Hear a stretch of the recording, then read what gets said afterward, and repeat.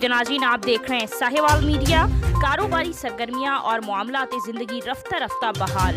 साहिवाल में लॉकडाउन में नरमी होने से तमाम कारोबारी सरगर्मियां और तमाम मामलात ज़िंदगी की रौनकें रफ्ता रफ्ता बहाल होने लगी।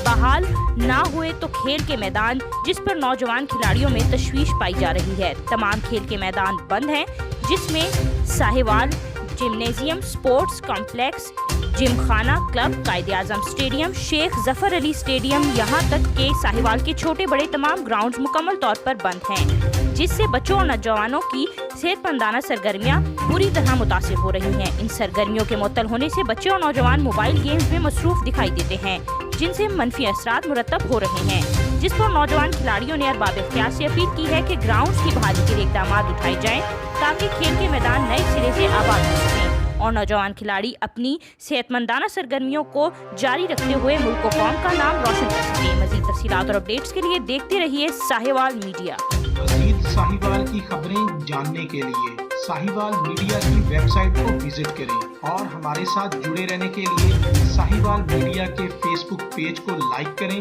और यूट्यूब चैनल को सब्सक्राइब करें।